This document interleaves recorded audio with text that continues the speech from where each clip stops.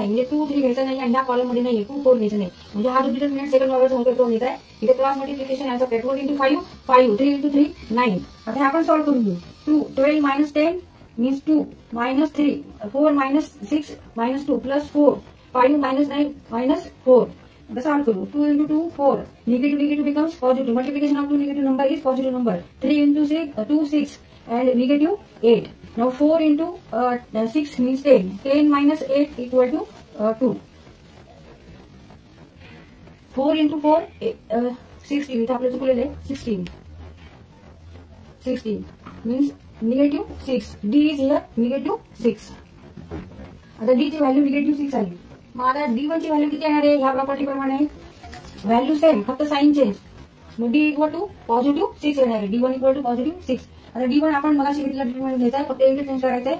Third row to first row, मधला row तसाच ठेवायचा आहे. आता हे सॉल्व्ह करू आपण. सॉल्व्ह करू. 3 मल्टिप्लाय करायचं 3 into 4 12. 12 minus 3 into 2 6 मायनस करायचं आता 1 into 4 4. 2 into 2 minus 4 plus 4 1 into 3 3 and 2 into 3 6. 2 into 3 6. 3 into 1 1. त्यामध्ये मायनस आहे मायनस. आता परत सॉल्व्ह करू. आधी चेक करू परत आपला काय चुकलं तर 3 मल्टिप्लाय केले आपण. Remaining elements 3 into 12 3 into 2 6 minus करायचं नंतर मायनस 5 मल्टिप्लाय करायचं 1 into 4 4. 2 into 2 4 4 minus 4 नंतर प्लस चिन्ह घ्यायचंय नंतर प्लस 4 into 3 3 2 into 3 6. आता सॉल्व्ह करू. 3 in bracket 12 minus 6 minus 5 4 minus 4 आहे मग 0 येणार आहे प्लस 4 3 minus 3 म्हणजे minus 3 येणार. आता 3 into 6 18 minus 4 into 12 means answer is here 6. 18 minus 12 6.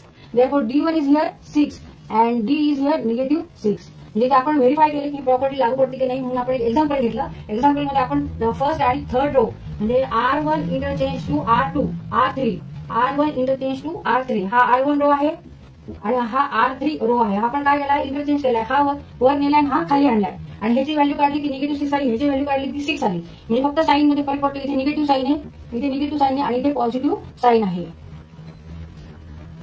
तर ही प्रॉपर्टी लक्षात ठेवा. सेकंड प्रॉपर्टी जरी आपण कॉलम इंटरचेंज केला second column first column and second column of determinant D तर इथे आपण डिटर्मिनंट डी चा फर्स्ट कॉलम आणि सेकंड कॉलम फर्स्ट कॉलम आणि सेकंड कॉलम काय करू इंटरचेंज करू. म्हणजे हा कॉलम आणि हा कॉलम इंटरचेंज करायचा म्हणजे हा ह्याच्या जागी न्यायचा आहे आणि हा ह्याच्या जागी न्यायचा आहे आणि ह्याची व्हॅल्यू किती येणार आहे आता ह्या प्रॉपर्टीनुसार 6 येणार आहे. म्हणजे ही जी व्हॅल्यू आहे निगेटिव्ह तर ह्याची पॉझिटिव्ह होणार आहे फक्त 6 येणार आहे. तर इथे परत आपण व्हेरीफाय करू. मग अशा आपण रो इंटरचेंज केला आता आपण कॉलम इंटरचेंज करतो first to second. Here we interchange first column and second column. तर असे आपण D1 लिहू. D1 इक्वल टू इंटरचेंज करू. पहिला हा रो घ्यायचा 3 3 5 3 3 अँड 5 नंतर 2 1 3 2 1 3 and 4 2 6 4 2 4 2 4 4 2 4 इक्वल टू. आता सॉल्व्ह करायचा.